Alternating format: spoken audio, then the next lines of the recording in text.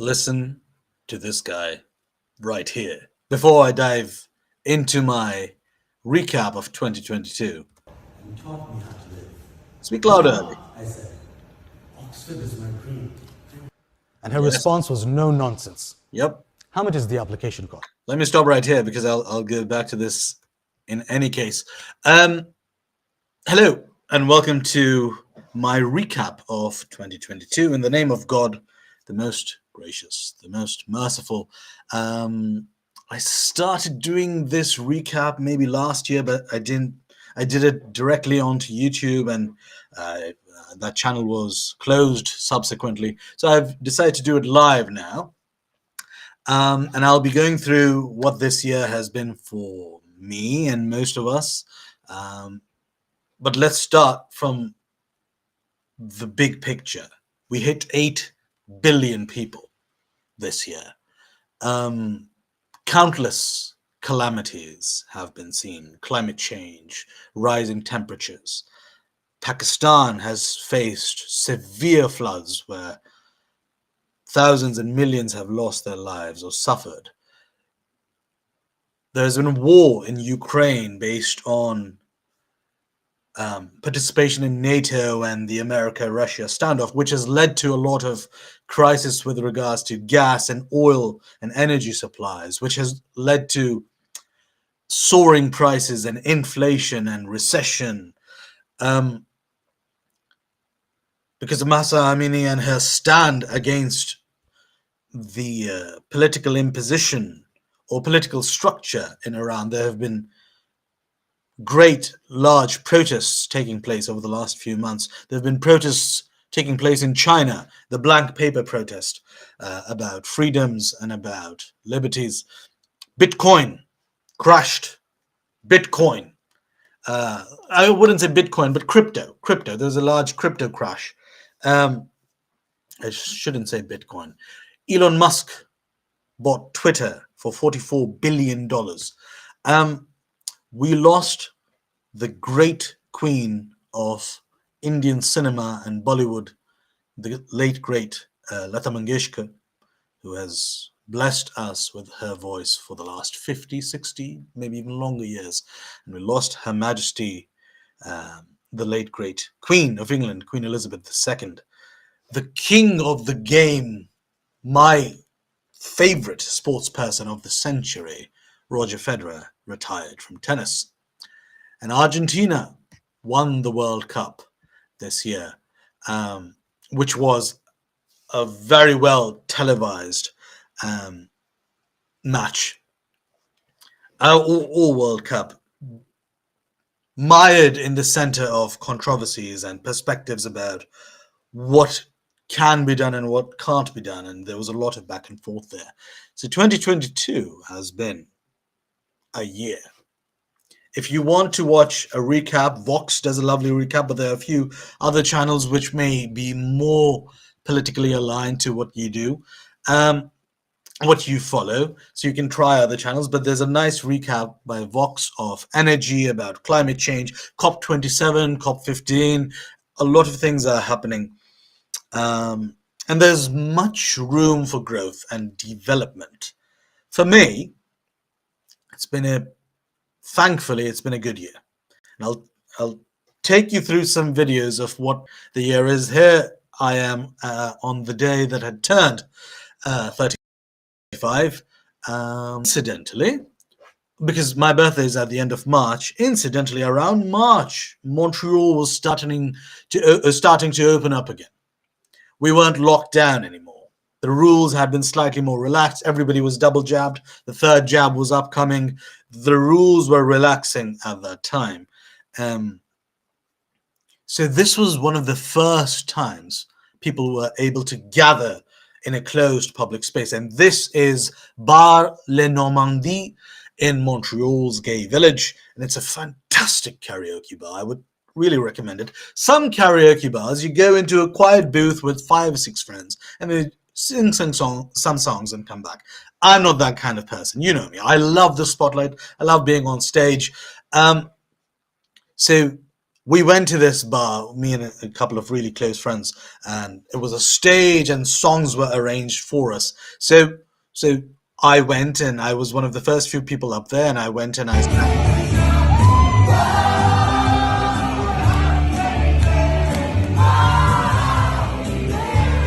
sang Bon Jovi. Bon Jovi is awesome.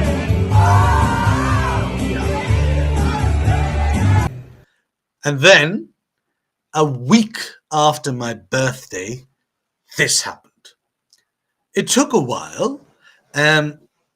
Giving a TED talk is a big deal. I don't know how many TEDx speakers exist in the entire world, but I'm sure there are less than 1 million. It's a huge honor to give a TEDx talk, and I want to thank the TEDx Montreal team. All of you are superstars. All of you are champions in my book.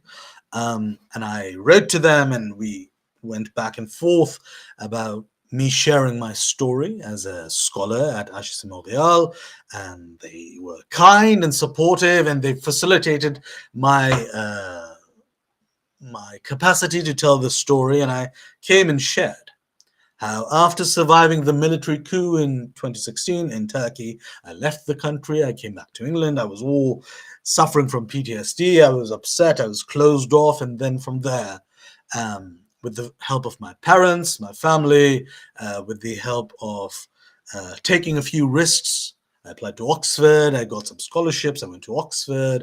After that, I moved to Canada mid-pandemic. After that, I set up a firm, a startup. All of these were risk-taking endeavors which took place, and it's impossible to do them without the right people by your side. It's family, it's friends, it's colleagues, it's co-workers, or warriors who fight by your side. So I was able to do that. So the TEDx talk was a huge hit.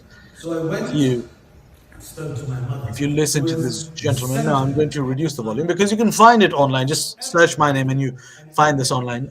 At this moment, I was honoring my mother because everything I am and everything I have is because of her and because of my father and because of the capacity that God has given them. This is a clip from the online Take it from my account. uploaded Are YouTube you clip, sure? I said. a YouTube whole video. I There's no harm managed to in garner trying. You some must good always try. views. So So I go did. give it a watch, give it a I listen. applied. I forgot all about It's it. a true A story. few months went by, And and in based on March that, I've had 2020, offers to I give was sitting in a subsequent cafe. ones, which is I very, read an email. very interesting, which I'm very happy about. And maybe in Then I read it 2023, I again. might give a second one.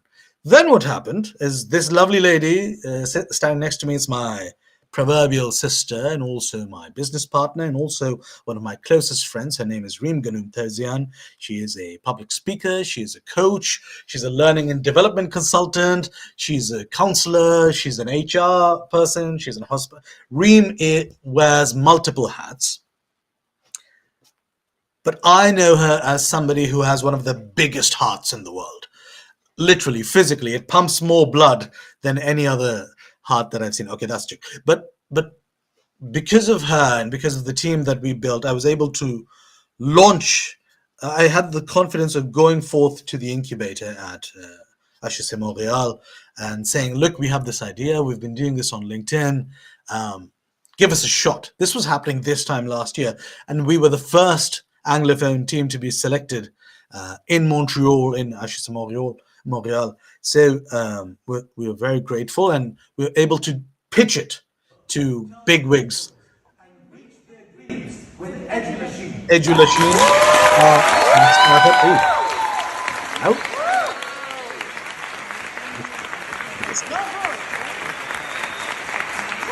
Okay, I love it. Yeah, no, you enjoy. Across the world tell their stories and reach their dreams with EduLachine. Merci. I'm going to lower the volume for that. Yeah, so this happened. EduLachine is our startup, which we launched after seeing great numbers on LinkedIn, and we were able to join the Parcours Remi Marcoux Incubator at Montreal. And I don't know what I can say about them because they're so phenomenal. I'm so grateful that we were allowed to be a part of it. kind of held our hands, because I come from a political background. Reem comes from a hospitality background. We're both well educated. She was at McGill. I was at Oxford. Now I'm at HSC. But we know nothing about startups. We know nothing about ed tech, which is education technology. We know nothing about running a business. And they kind of held our hands and took us to pitch competitions and in front of venture capitalists, and how to make a business model canvas, and how to do so many things at the Parcours at the incubator.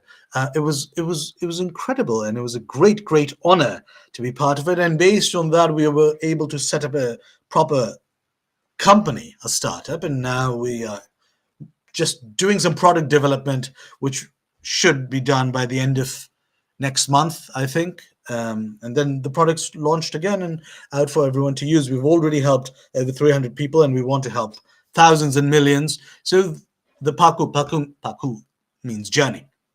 The journey of Remi Marcoux, the incubator, is a 6-month thing, and they train you and they help you. And I'm so grateful we were able to do that. Another very interesting thing that happened this year is that, upon the insistence and request of my father, the greatest man I know, I was able to go back to Turkey. Otherwise, I had left Turkey after the coup attempt in 2017, and I hadn't gotten back. I have some very close friends. My other proverbial sister, Ksenia Mogilevska, actually lives in Turkey. She'll come on in one of the pictures or videos, and she lives there, and I hadn't seen her in 5 years or so. And I have some very close friends, some other very close friends who I haven't seen in 5 years. And because my father said that we should go back, I said, okay, we'll go. Because we were attending the wedding of one of our closest family friends, and I don't have to play that, but the music videos of me dancing on boats, floating around. Yes, that's me right there. I don't know if you can see my head, but yeah, that is me with the red sunglasses. Yes, I do that. And we had a great time. As you see, this is the Bosphorus, and the family, Ahmed and Shazia, my uncle and aunt, they booked a lovely yacht, and we danced on it, and we sang, and we did a lot of things. And obviously, if there's an opportunity to sing, this guy is never going to say no. So obviously, I sang twice. Oh, we're on Turkey so quickly, and I was able to celebrate with them. And it was a wonderful time. And what's interesting, this is an interesting story. So 2 days before the flight, I said to my dad, do you think I should use Duolingo, or should I use something like a Babbel or an app, so I can just recap the language? Because I've forgotten all of Turkish. I've been gone for 5 years. I don't remember the language. And I assure you, I was trying to remember it while sitting here, and I couldn't. And we landed at the airport. We landed, and we came out. And I remember my father said, okay, we have a car booked by the hotel. Which one is it? And we were looking, and this gentleman came up to my father and said, oh, you're looking for blah, blah, blah hotel? Let me take you. And while he was taking us, he spoke to another guy and said, onlar yabancıyız geldiniz, something like that. And my ears pricked up so quickly, and within a minute, I was being bombarded by all this vocabulary of Turkish, which I had learned from 2008 till 2016. It had been in my mind. And I don't know if it was hitting me from the outside or from the inside. And within a minute or so, I was fluent.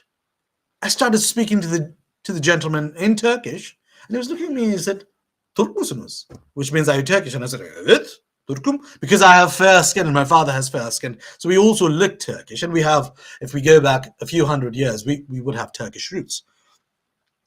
So then he changed our rate. He got us the better car. This happens in every country. You know this, because they try to get money off of foreigners, but for locals, they're like, oh yeah, they're locals. Let's look out for each other. So they always do that. They do that in every country. Maybe not the Anglophone countries, but in many other countries. Most other countries, you'd see that happen. Particularly in the Mediterranean ones, I've observed this. So lowered the rates, got us the better car, and just tapped me on the shoulder and like, good to see you, welcome home, something like that. We go to the hotel, and I was speaking fluent Turkish, and the guy he had negotiated the prices and everything with my dad over email and phone. But while I was there, he started speaking to me, and I was so nervous because I was thinking, oh my God, I don't remember the language. What's happening? But the language came out of me. That was insane. And then while we were on this boat, the DJ and the whole team, they were speaking to me in Turkish, and they're like, Ali, Ali, Ali, Ali, come, can you help us negotiate this? Can you help? And that happened all the time, everywhere. Then my parents went back, the wedding was done, and I went to my favorite part of Turkey. I don't care what anyone thinks. Ankara, which is the capital city, and I grew up there. I studied there. I worked there. It's my favorite part of the country and one of my favorite cities in the entire world. And I've visited and lived in a lot of cities, and I really love Ankara. I don't care what the whole world says. I don't care what all 8 billion of you say. I love that city. And I was there, and I'm going to point to you who these people are. This lady on, what are you seeing? So you're seeing left. This lady on the far left is my proverbial sister and one of my best friends, Ksenia Mogilevska. I've known her for 13 years, and we've been like this. The gentleman next to her is Ali Sinan. He shares my first name. In Turkey, we call that Adash. When Ali met me, that's the first thing he said. We hugged, and he was like, oh, Adash, Adash. He's like that. He's a fantastic architect. He has a lovely, lovely firm called Ali Sinan Mimarlık. Please pay it a visit. The gentleman who's putting me in a rear naked choke is Bura Ahlatçı. He's a sociologist, and he also works with the Turkish government. He was at Heidelberg, and before that he was in Turkey at the same university as me. And the lady next to him is his wife, carrying his lovely daughter, who I had the brilliant opportunity to meet. These are only some of my friends. Yeah, me and Ksenia do these kinds of crazy things all the time. But then I also have other friends in Istanbul. This lovely lady sitting next to me who's doing this weird dance, which according to her comes from the J-Ho video with A.R. Rahman and the Pussycat Dolls, is Ece Pekşin. Ece has been one of my closest friends for a long, long, long time. And obviously when she dances, she gets you in it too. And this lady next to her is Zeynep Seyhan, also a very old, lovely friend of mine. Actually, one of my first real close friends in Turkey. Zeynep and I bonded over astrology and future prediction, and because I have that side too. So yeah, Turkey was an absolute delight. And it just so happened that this good-looking guy here, who's wearing red shades and a suit and hugging the dean of his faculty, who used to be my third-year professor in Turkey, she was my third-year architecture professor, is also the dean of the faculty now, and it has been 10 years since I graduated from the university. So I just happened to be there in the summer, and I put my name in to attend the ceremony, and I got it. And I'm being awarded a medal. And I'm just telling her, Hojam, look here, we're going to pose here. And then put a medal on me, and I was incredibly, incredibly grateful. So the whole Turkey trip was incredible. I loved every minute of it. And what that did, sorry, I'll go back a bit because I want to stop here and then I'll go further. What this did, like spending time with my friends in Turkey and then going back to my school, kind of reminded me of my roots, because since the coup happened 6 years ago, I moved to England and I was running from the coup mentally. I was detaching myself from it, but going back there made me feel that, okay, it's good to have a family outside of your home as well, which I used to call my Turkish friends. We were very close-knit, maybe 12, 15 of us, different sections, but we're very close-knit. Every time I go to Turkey, I used to see them. And after 5 years spending time with them, it felt like nothing had changed. We were still the same people. And I wanted to carry that further. So when I came back to Montreal, I made sure of bring the people I love and care about together more and more. So there's a gentleman sitting right next to me. Gentleman, I use the term loosely. His name is Jonathan Daniel Chorampi. He is one of my closest friends in Montreal. I interviewed him for one of my series, Lessons from my mother, where I talked about his mother and her lessons, and he is a trumpeter and he's a crypto buff, and I call him Joe, but I also call him Joseph, and I call him so many other things. He's a brother to me, and I'm very grateful to have him. The lady standing above Joe with the scarf is my proverbial sister, business partner, Reem Ganoom Terzian, and the lovely, jolly green giant standing behind her is Anthony Terzian, her husband. The lady standing next to them is one of their friends. And the gentleman, I don't know what he's doing. I don't know why he's standing that way, but he's Nahel Tariki. He's also a very good friend of mine, a great entrepreneur, a great future business leader, I would say, because Nahel has no quit in him. Nahel just goes and goes, and he drives and drives on. I'm very impressed by him, and I really hope he becomes what he intends to be. The lady standing over my shoulder is Sarah Zrem. She's also from Lebanon. She's a PhD candidate at McGill. Lovely, lovely lady. Great laugh, great energy, and just always moving and laughing. And the lady behind her is Stephanie Elchaki. She's a good friend of Reem and mine, and she was our coach. So I came back and I thought, okay, you know what? I'm going to start investing in more time, coming close to friends here. So then this lovely lady, Maria Rojas, is also a friend of mine from Colombia. Maria runs a lovely startup called Bacata. And Maria is from Colombia, and Bacata was started by her and her mother, where they prepare, create fashion merchandise made from cactus. So Maria is a vegan, and she cares greatly about animals and about using the right materials. So she uses cactus leather to make bags, belts, wallets. I'm not sure if she makes jackets or coats yet, but she has a great inventory, and she was part of not the incubator, I think the full-time incubator, Anthroprism or something like that. She was part of that, and she got the first prize. Maria won the whole pitch day, demo day competition, and she's a good friend of mine.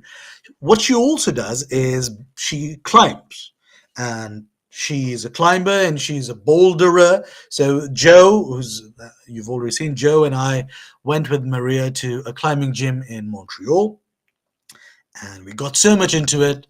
I climbed here, and I climbed once after that, and then I came to England. But once I go back to Montreal, I'm going to get back into it. Joe, on the other hand, has been climbing almost every day, and he's getting better and better and better. So this kind of spoke to another goal that I had, because while I was in Turkey in the summer, I looked quite fit. I was quite healthy, but on holiday we all gain weight. And while I was there, I thought, do you know what? I'm 35. Sooner or later, I will settle down, I'll have family, I'll have children, and all these bad habits that I have are going to cement, and I'll be busier than I am now. If I get a bigger job, or the higher we go, the busier we get, I wouldn't be able to change anything about my health then. Why shouldn't I start doing it now? So on the 6th of September this year, I started running. And my goal was to run an hour a day by the end of the year. And the end of the year is today. On the 6th of September, I ran for 10 minutes. I couldn't run anymore. I was exhausted. On the 7th, I ran 10 minutes. On the 8th, I ran 10 minutes. And 6 days a week, I was running 10 minutes a day.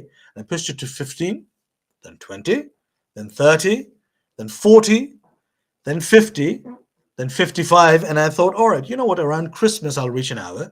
But by, I think, mid-November, I had reached an hour a day. I could run an hour a day without breaking a sweat. I'm back here in England. I've been running an hour a day. Whenever I go out for a run, I said, okay, I'm going to run for an hour. And I've ran an hour a day. I've lost weight. I feel healthier. I feel faster. I don't get tired as much.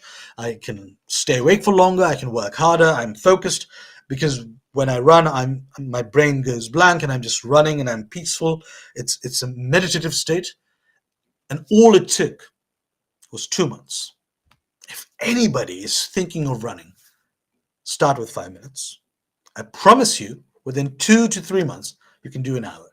I was able to do it, and not on flat ground, may I just say. There's a graveyard right in front of my building in Montreal, and I run over there, and it goes up then it goes down, then it goes up, then it goes left, then it goes. It's a topsy-turvy type of a graveyard, and it has a big. It's a park type of graveyard, so it has a big running route that goes through it, and I run there all the time. And here as well, as soon as I leave my home, I go up, then I go straight, then I go higher, then lower. It runs. I run all around. I can do an hour. Isn't that insane? I'm a sprinter by birth. I've been sprinting since I was 5 until I was around 20. And then after that, I always wanted to run, but I could never figure out a rhythm. I wanted to do long distance, but I couldn't. Now I can run 10 kilometers just like that. Just like that. That's 6 miles. That's 6.5 miles or so. Just like that. Isn't that insane? So when that started happening, and Maria wrote to us one day, and said, "Do you want to go climbing?" And I said, "Okay, we'll go climbing with you." And she got us into it, and it's incredible, and I'm so grateful. But this was part of that whole step of, oh yeah, that's me.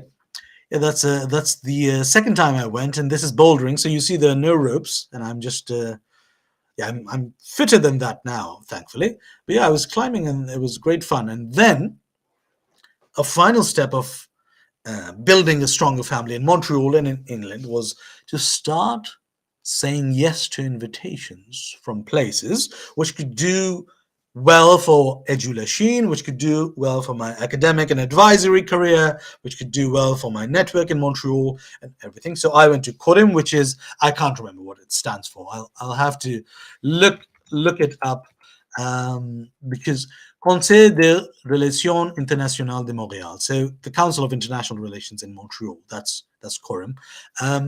And I was invited by this wonderful fellow who everyone in Montreal knows. His name is Winston Chan. And Winston invited me to this, and Reem and I to this, and we met the British High Commissioner to Canada, Susanna Goshko, and then just recently, before coming here, a day before, I was invited to another CORIM event, and I'm going to join CORIM as a member. And it's a great part of Montreal's business community, political community, and you get to rub shoulders and speak to people who are either in politics, in journalism, in business.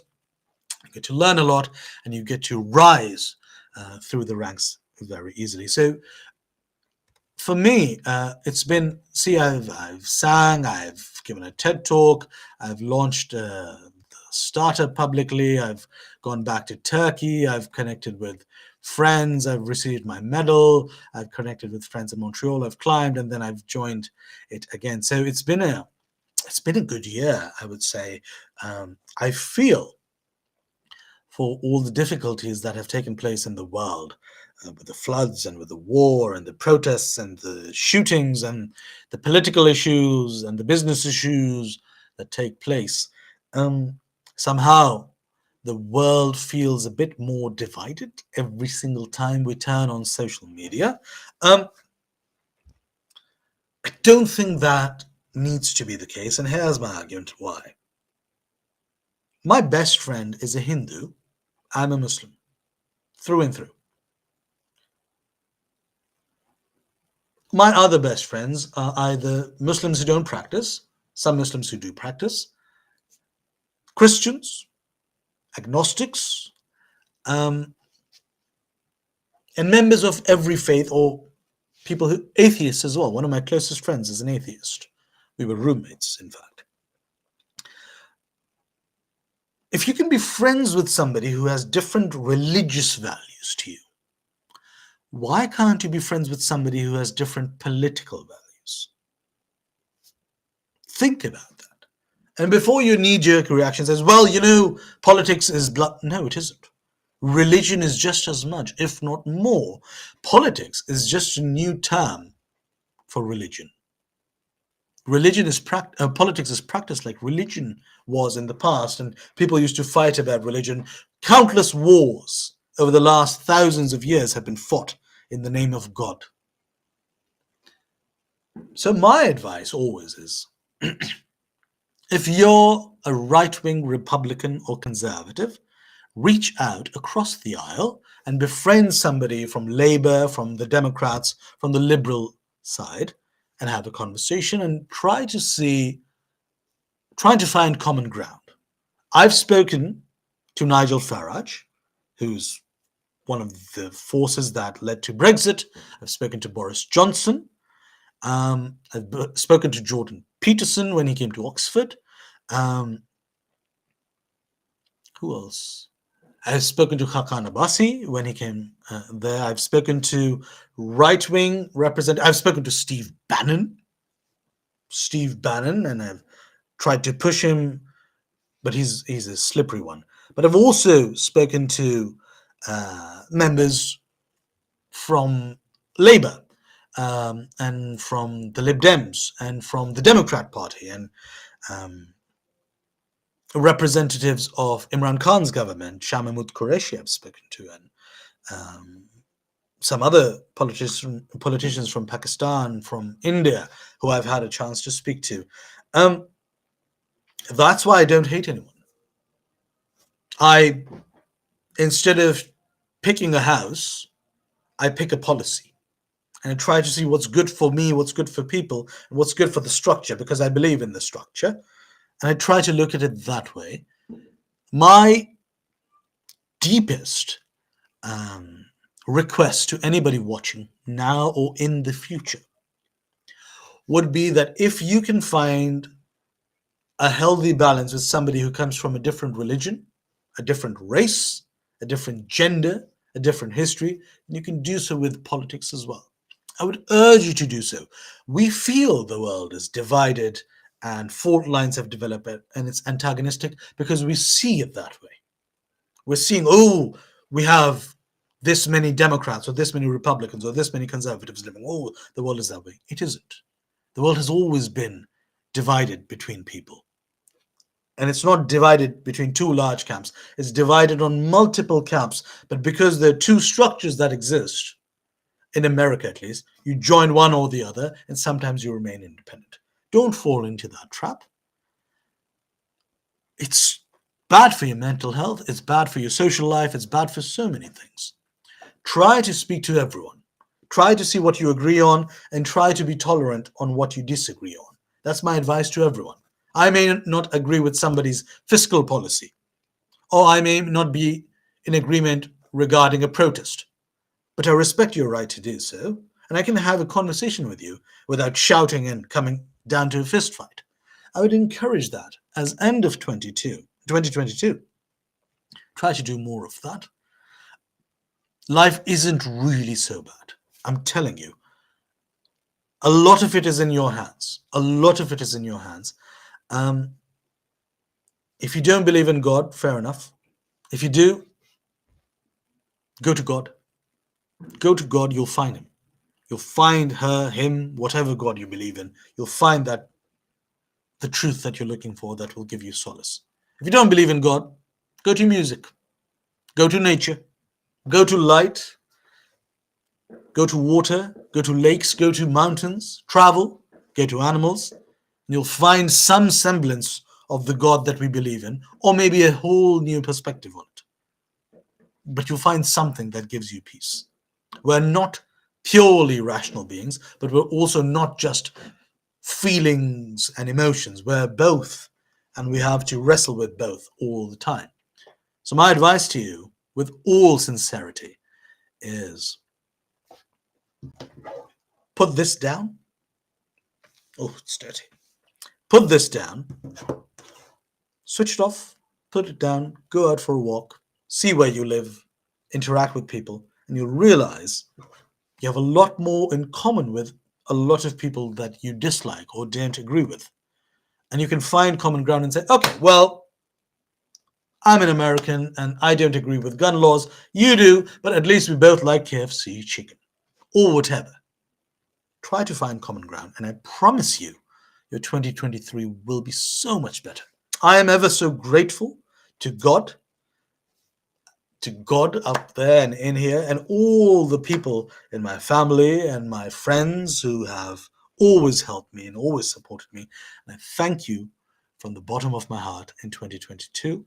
I hope you have a fantastic New Year's. I hope you have a great year ahead. I hope that I'm able to do well in the comprehensive, that I have to do in the summer around time. I hope I'm able to submit and publish the novel that I've written, and I hope I'm able to give another TED Talk and speak more publicly and do well with my channels and everything. And I hope the dreams that you have are also come true. If you're on the path to them, that's better than anything. So if you have a dream or if you have a goal, get on the path. If you want to get fit, do a push-up right now. I'll give you 5 seconds to do a push-up.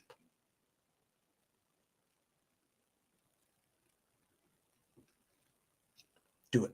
I hope you did it. But if that's one of your dreams, do it. Go do a push-up, go do a squat, and just come back. If that's the dream. If your dream is to write a novel, write a sentence. Or just write the title or the character. You start small, and I promise you, it becomes something huge. So I'm going to stop here and end 2022. All my love, all my heart. Have a wonderful new year, and see you next year.